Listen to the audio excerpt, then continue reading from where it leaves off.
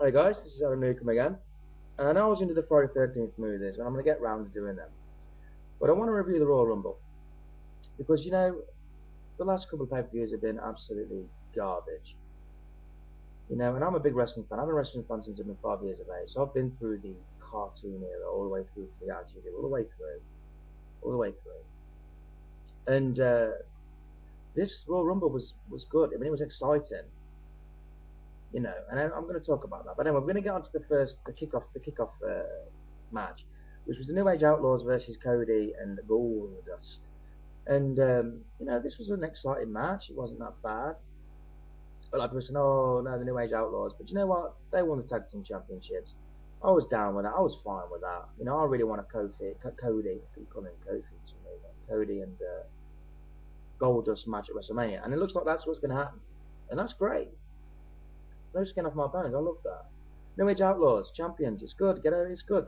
It's not a big problem. They can still go. It's crazy. So I enjoyed that. So that kicked off the show really. And then the second match of the night was, in my view, a classic. I mean, this was really good. I mean, Daniel Bryan versus Bray Wyatt was awesome. I mean, Bray Wyatt's character, he's embraced that character. He must stay in character when he's at home because he's just so creepy. He's like Marilyn Manson and the Texas Chainsaw Massacre family put together. It's just an amazing match. I'm going to click on this review really quick because there's something wrong with my camera and I think it keeps cutting out. But it was fantastic. I mean, Daniel Bryan took some hellacious bumps. I mean, they really, really worked well together in this match, and it was a classic. And I was on such a high on this match, and Daniel Bryan put him over. So if all them people say, oh yeah, well Bray Wyatt's match against Kane, yeah, that was garbage. But at the end of the day, they saved him, and he showed that he deserves to be one of the top guys, and he is. It looks like he's going to go forward, and I'm happy with that. We've got the PG era. I know people are annoyed about that. I get annoyed sometimes about that, but when you watch Bray Wyatt, you think, man, this guy's no PG guy. It was awesome. Now I can't really remember the next match for some reason. I'm going to go ahead with the Brock Lesnar versus um, Big Show. Now this match was very quick and short, and I had no problem with that being quick and short actually because I think that was a good thing. I mean, it wasn't not they had some classics back in the day. I mean, the one at Royal Rumble. If you look it up on YouTube, it was a great match. But this match was quick. It was good. The intimidation that Brock Lesnar brings all the time when he comes down the ring, you're just glued to watching him. I mean, I don't care if he's in it for the money, man. He's giving me pleasure in coming down the ring. He's a beast.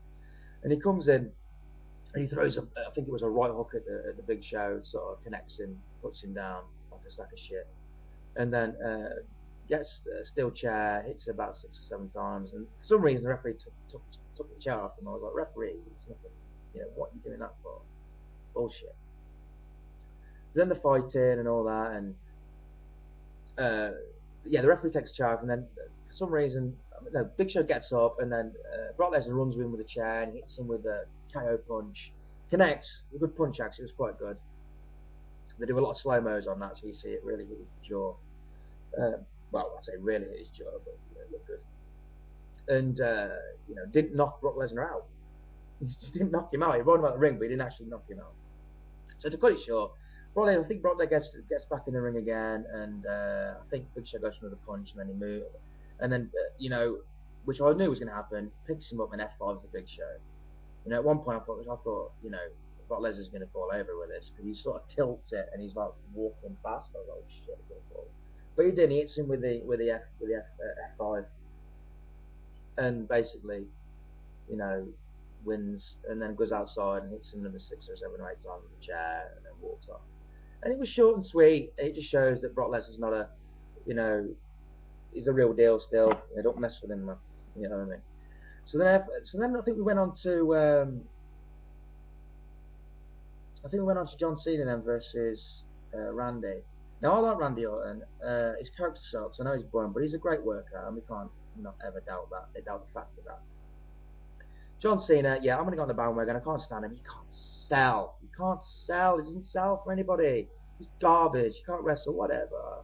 You people want to buy his new T-shirt, buy it. I don't care. Oh, I've been a wrestling fan for a long time. Guys, not. I just hate him. I can't stand even watching his face. Just want to turn off when I see it. That's my prerogative. I don't care what anyone says. So the match was pretty piss poor, really. The crowd went into it. I mean, who were into it anyway, really? I mean, come on. It built up to be the most anticipated bullshit. It was rubbish. Until the end, where Bray Wyatt come out again, and that's when it all turned around. And also, they were nicking each other's finishing moves as well. I couldn't believe my eyes. I saw, actually, John Super Incredible Hulk Cena do an RKO. I was like, what the fudge? So I saw it and I was like, wow. I think Randy Orton did an FU. I'm still going to call it the FU. I don't care. You know, and then Bray Wyatt comes in and totally screws Cena, and thank God Randy still got the gold. Look, I know he's going to lose it, but at least John Cena's not champion. That's all I can say about that. So then I'm going to skip past that now. So that was not a bad match. It was pretty crap at the start. Fans weren't into it. Fans killed it. You know, and then near the end was exciting. The Bray Wyatt was back in it. It was the Bray Wyatt show. Basically, the Royal Rumble was the Bray Wyatt show. So then we get into the Rumble.